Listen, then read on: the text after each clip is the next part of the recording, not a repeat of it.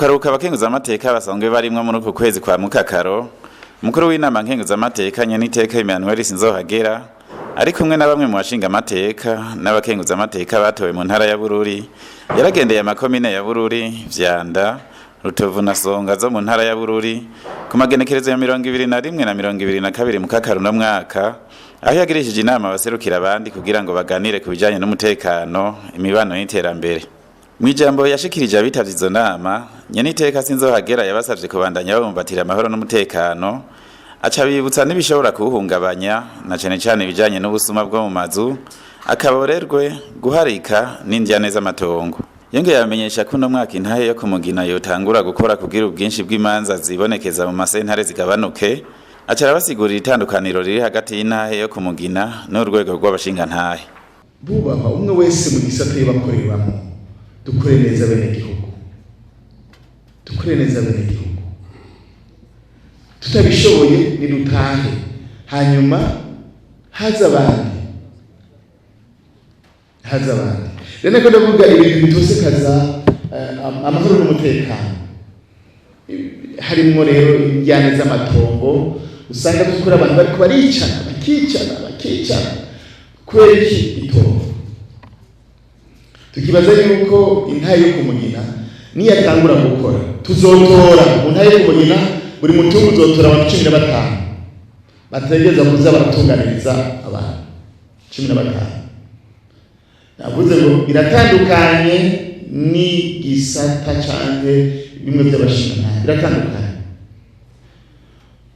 Barashaka gutora muganga nagira nsabe cyukuri tutora abantu batagira iturire, tutora abantu bivuga kuri. Nitwagira by'ukuri gutora abazodutunganiriza, tuze dutore mvuga kuri ziracariho badahengama batagira iturire. Ambere nagira nsaba abakenyezi muze muhimiriza abakenyezi bitoze. None abakenyezi mwamuvuga ngo barakumira. Nakajyo rero muze mwitoze, mwebwe mwatoye ku mitumba murashobora mubwo kwitoza muri ubwo rwego, ariko babatoye badusubasubiriza mu mabanga yo kutongora umutumba. Kubera ko mwebwe mujejwe intwaro ku mutumba, mujejwe byose, ubutungane, amashuri, amagara y'abantu. Umusanzwe ujejwe intwaro ajejwe ibisata byose bigize ubuzima bw'igihugu n'ubutungane burimo. Rero nimwitoza bakabatora badusubasubiza mu mabanga yo kurongora intwaro. Nyeniteka Sinzohagera yaribukije abo barongoye abandi uruhara rw'indongozi ko ari kuja imbere abo barongoye mu bikorwa by'iterambere, kurondera ineza y'umwene gihugu, gukingira amatungo ya leta, kwigisha urwaruka gukunda igihugu n'ibindi. Akaba yabasavye no guhamagarira abo barongoye gukingira ibidukikije, aho yaciye abamenyesha ko kuva mu kwezi kwa Gitugutu atanka izosubira kurishiriza ku mitumba. Muri leta mvyeyi ubwa mbere tokwe gutahura ko indongozi itandukanye n'umutegetsi. Indongozi iratandukanye n'umutegetsi. Umutegetsi aricara hanyuma akabwira abategeka ati wewe ukora ibi, nawe ukora ibi, nawe ukora ibi, nawe ukora ibi, kandi ndakeneye raporo. Indongozi ija imbere yabirongoye, ifata iya mbere mu gikorwa, ntitererana abirongoye, ariko ibaje imbere. Nimba tuvuze ngo duteze imbere amakoperative, indongozi itegeza kuba iri muri koperative, ije imbere. Nimba tuvuze ngo twubake ishure, indongozi ibi ya mbere mu gutonda ku kivi. Indongozi rero yereka karorero abirongoye. Indongozi nitanga amategeko hanyuma ikicara. Indongozi nubwo yubahiriza amategeko iri ku kivi, iri kirakora, igatanga karorero keza kubo irongoye. Turakeneye indongozi zigisha urwaruka gukura dukunda igihugu cyacu.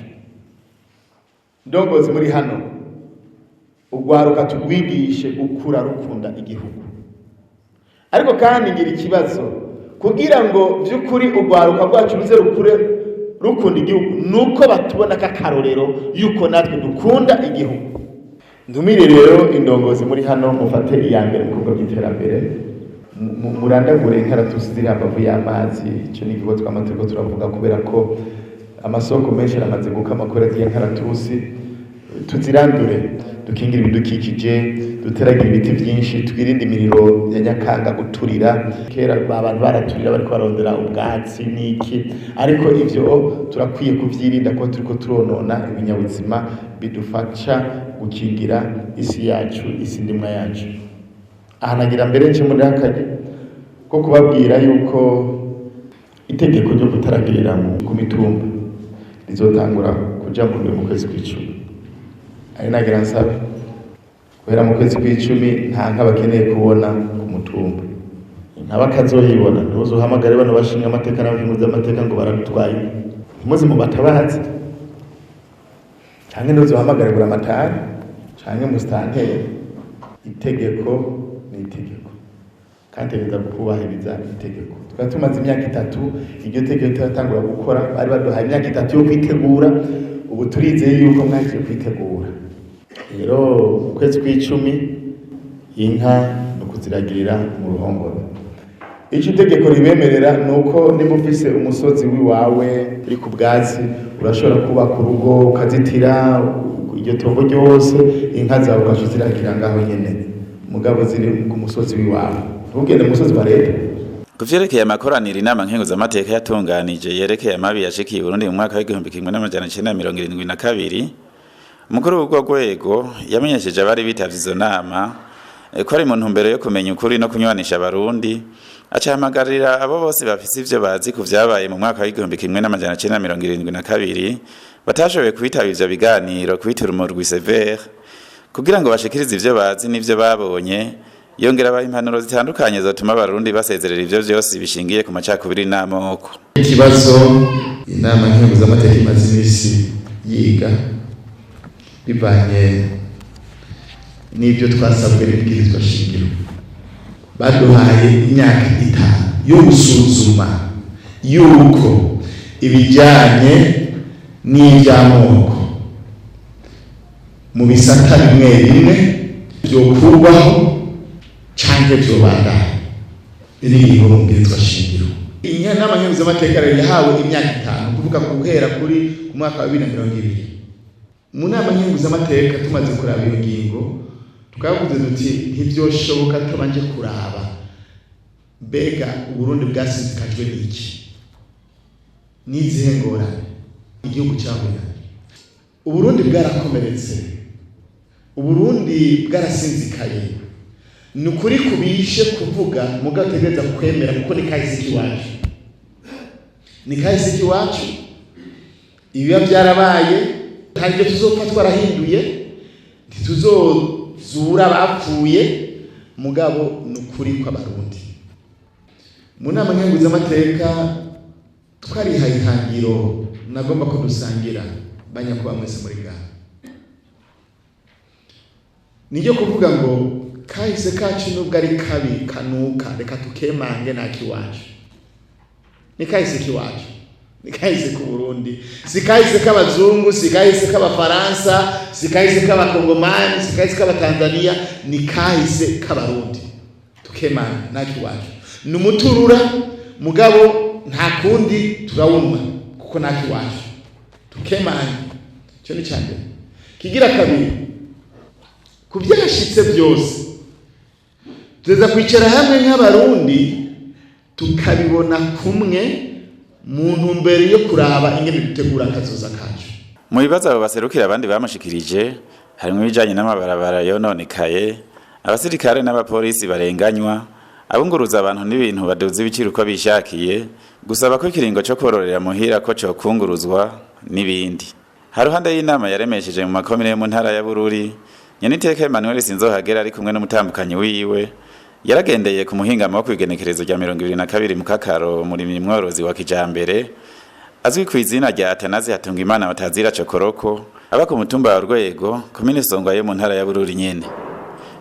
umukuru w'inama nkenguzamateka yaramukeje kuko yatahuye umugambi wo kororera mu ruhongore hakiri kare, acahimiriza abaserukira bene gihugu kuza barabera akarorera abandi mu bikorwa vyo kwiteza imbere.